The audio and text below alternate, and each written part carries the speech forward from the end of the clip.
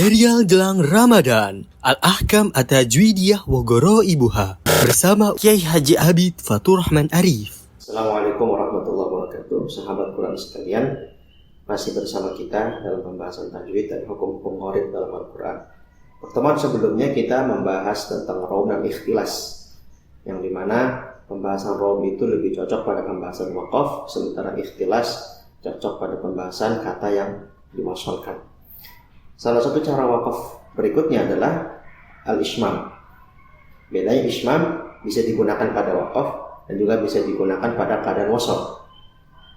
Kalau kita melihat contoh di surat Yusuf ayat 11, la ta'manna, kalau kemarin kita bahas dengan cara ikhtilas la ta'manna, mempercepat harokat ya, sehingga masih tersisa 2/3 harokatnya, maka cara ishmam, kalau ishmam dalam posisi sebagai keadaan wasal, maka sebagaimana perkataan Imam Ibnu Jazari juga dalam matanya setelah membahas tentang raub, wa ashim isyaratan bil dhammi fi raf'in wa dhamm, yaitu ishmam itu adalah memberikan isyarah ya dengan dhammah atau rafa'.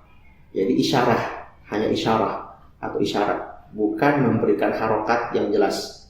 Kalau ikhtilas masih ada harokat, cuma dengan kadar yang minim. Sementara kalau ishmam dalam keadaan wasal, baik dan juga dalam keadaan waqaf, maka hanya isyarat saja.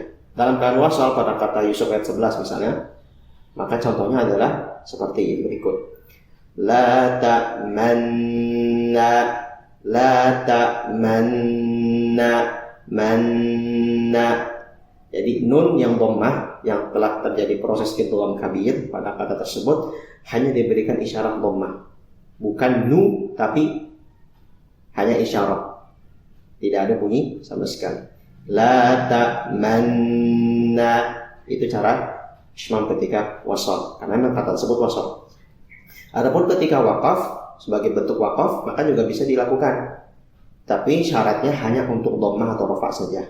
Contoh di dalam Al-Fatihah yang hanya bisa dipakai dengan wakaf dengan ishmam, itu ada pada ayat kelima.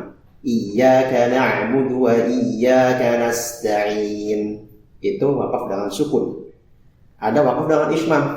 Jadi bagaimana? Iyyaka na'budu wa iyyaka nasta'in. Nasta'in artinya hanya memberikan isyarat dhammah pada kata nun, pada huruf nun di kata nasta'in, bukan nasta'in. Nasta'in sebagaimana kita memperhatikan raum, atau nasta'inu dengan satu harokat jelas ketika wasal, atau nasta'in dengan sukun murni tetapi kita dengan isyarat nasta'in, nasta'in, seperti itu. Semoga bermanfaat terkait ishmam ini. Sallallahu alaihi Muhammad, alhamdulillah rabbil alamin.